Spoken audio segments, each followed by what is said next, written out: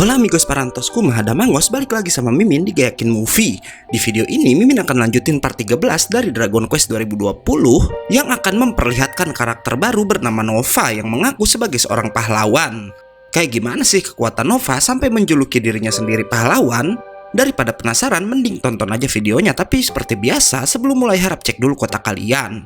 Kalau sekarat bisa numpang wifi tetangga. Bruh.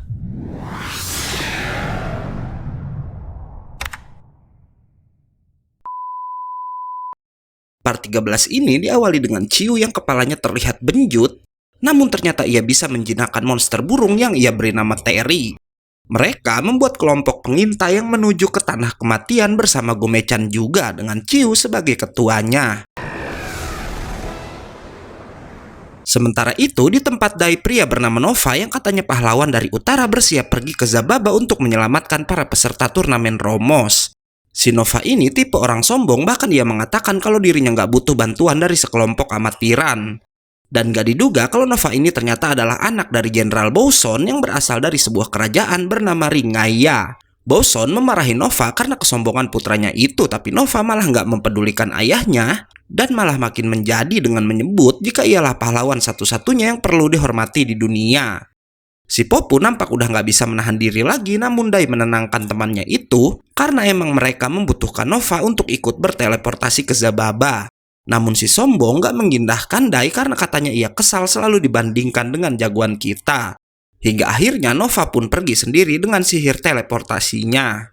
Setelah Nova pergi, Popu mengajak teman-temannya untuk mencari lokasi Zababa dengan sihir terbang. Namun sebelum pergi, Leona dan Emi ternyata udah menyiapkan pakaian baru untuk si Popu yang katanya dibuat dengan bahan yang sama dengan pakaian yang pernah ia berikan kepada Dai. Beralih ke Nova yang udah sampai duluan di Zababa dan langsung menemukan para pria yang ingin ia selamatkan udah terluka semua karena disiksa oleh Him. Begitu melihat Nova, si Him auto bertanya di mana Dai sang pahlawan, yang tentu membuat Nova makin kesal. Beralih ke Popu yang terbang sambil mengenakan pakaian barunya, sementara Dai kesulitan karena katanya ia baru aja belajar sihir terbang tanpa menggunakan lambang naganya. Karena itu Popu pun membantu Dai agar cepat sampai ke Zababa. Balik lagi ke Nova yang mengeluarkan pedangnya sambil berkata ialah pahlawan sejati dan bukan Dai. Ia pun langsung menyerang, namun pedangnya harus patah terkena tubuh Him. Tapi ternyata Nova bisa melapisi pedangnya dengan aura dan kembali menebas sang pion. Aura blade milik Nova terlihat bisa menggores tubuh Him karena Nova bilang pedangnya itu jauh lebih tajam dari senjata legendaris. Nggak lama, Dai dan Popu pun datang ke sana juga, membuat Nova makin unjuk gigi dan mengeluarkan aura blade lebih besar untuk menebas sang pion.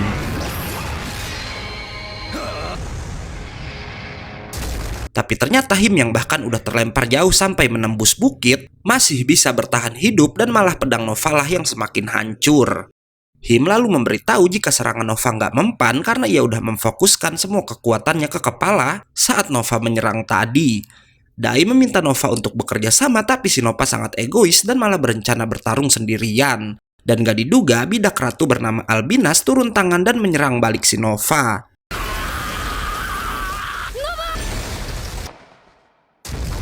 Gak hanya Albinas, karena pion benteng yang bernama Blok mulai bergerak dan bisa mengangkat perahu besarnya dengan mudah, di mana ia langsung melemparkan perahu besar itu ke arah Dai dan teman-temannya.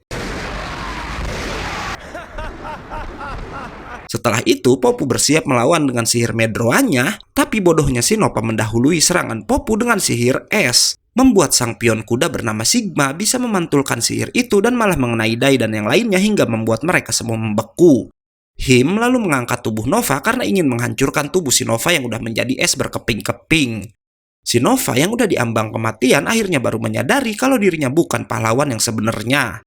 Sebelum menghabisi Nova, Him berkata Nova harus belajar jika di dunia ini selalu ada orang yang lebih kuat. Ia pun bersiap menghabisi Nova di udara, namun seseorang datang menusuk kepala sang pion. Yang ternyata Hyunkal datang sambil berkata jika di dunia ini selalu ada orang yang lebih kuat. Nggak hanya Hyunkal, karena ternyata Kurokodain dan Mamu pun datang ke sana juga, di mana si buaya langsung membebaskan Dai dan Popu dari sihir esnya. Hyunkal lalu berkata jika para bidak mirip seperti Flazard yang bahkan gak mati walau kepala si Him udah tertusuk tombaknya. Dan maka dari itu cara mengalahkan mereka adalah dengan menghancurkan inti kehidupannya. Tapi nggak diduga si Him dengan sukarela mengatakan letak inti kehidupan mereka semua karena katanya walau mengetahui hal tersebut, para pahlawan nggak akan bisa mengalahkan mereka. Jumlah kedua kubu pun kini sama imbang dan mereka berencana bertarung 1 lawan 1. Pertarungan pun dimulai. Mamu langsung menghadapi Sigma. Kurokodain melawan Block. Dai melawan Him. Popu menghadapi Venbren. Sementara Albinas harus berhadapan dengan Yunkel. Yunkel bertanya kenapa Albinas yang adalah ratu para bidak membiarkan Him yang terlemah di antara mereka melawan Dai. Namun Albinas menjawab nggak ada yang kuat atau lemah dalam permainan catur. Karena jika nggak hati-hati, pion pun bisa aja menghabisi ratu. Pertarungan pun terjadi di beberapa tempat di mana para bidak tampak lebih unggul dari kelompok Dai. Sementara itu, Dai mencoba mencabut pedangnya, namun pedang itu sama sekali nggak merespon penggunanya. Yunkel pun udah memulai pertarungan dan bisa menggores Albinas.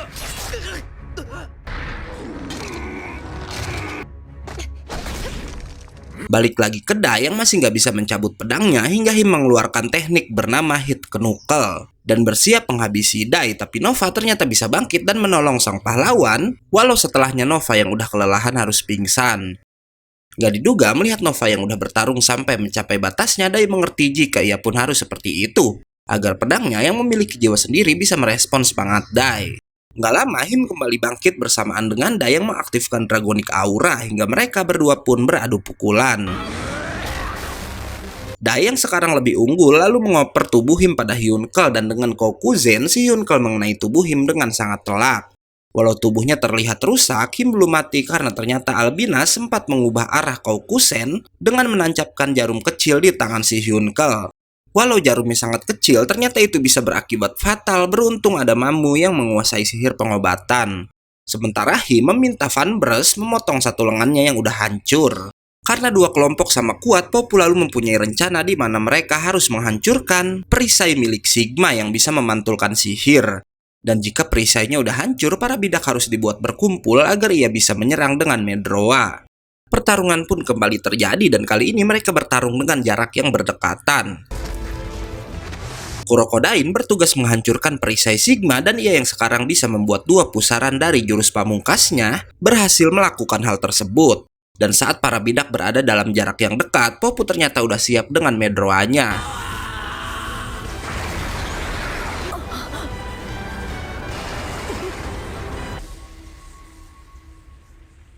Dai dan yang lainnya lalu memuji Popu yang sekarang punya sihir yang sangat kuat sampai meratakan apapun yang ada di hadapannya dan membuat para bidak nggak terlihat lagi. Tapi nggak lama bidak-bidak itu kembali muncul dari dalam tanah, walau kemudian Blok harus terjatuh. Yang ternyata saat Popu menembakkan Medroa, Blok lah yang mendorong teman-temannya ke dalam tanah sementara ia sendiri terkena Medroa Popu. Him lalu berkata jika mereka akan melakukan pertarungan putaran kedua, namun Albinas nggak setuju karena mereka harus menyembuhkan Blok terlebih dahulu. Him berani melawan perintah Albinas, namun gak diduga Hadlar lalu datang ke sana juga. Yunkel mencoba menyerang Hadlar, namun ternyata yang berada di hadapan mereka hanyalah sebuah ilusi. Yunkel lalu berkata kalau Hadlar masih aja bermain kotor dengan menyuruh anak buahnya menyergap pasukan mereka. Namun Hadlar menjawab ia nggak melakukan itu karena ia lebih suka menunggu Dai dan teman-temannya di tanah kematian untuk bertarung di sana.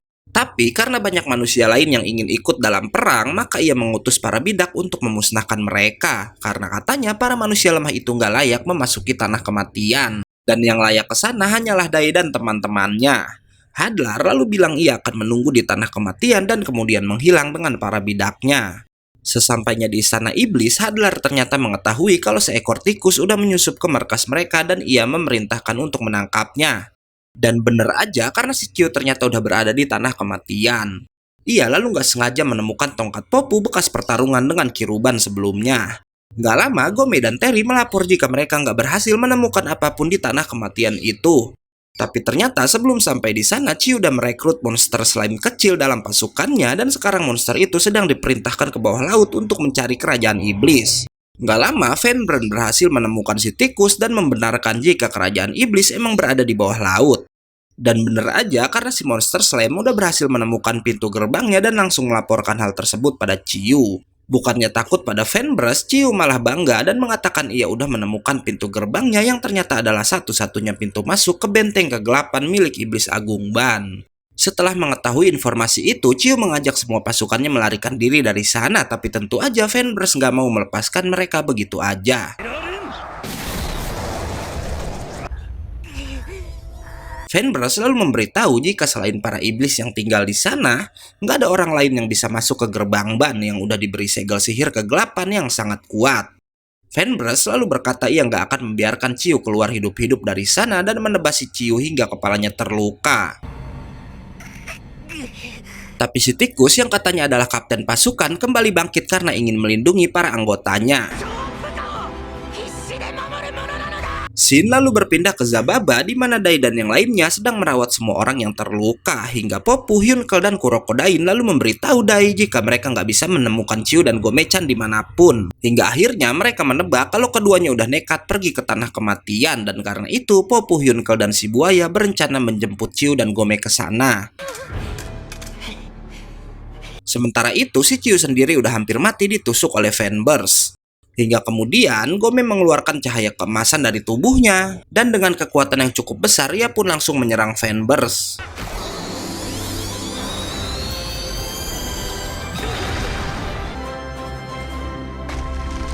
Serangan itu ternyata bisa membuat wajah Fanbreeze rusak, membuat si bidak marah dan menyiksa Chiyu juga teman-temannya. Tapi tiba-tiba ada yang menusuk kepala Fanbreeze dan berkata ia nggak suka melihat si bidak menindas yang lemah.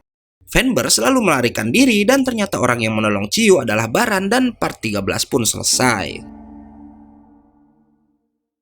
Oke, karena part 13-nya udah habis, gue undur dan gak yakin movie pamit. Jangan lupa datang lagi besok untuk tahu kelanjutan ceritanya. Bye-bye.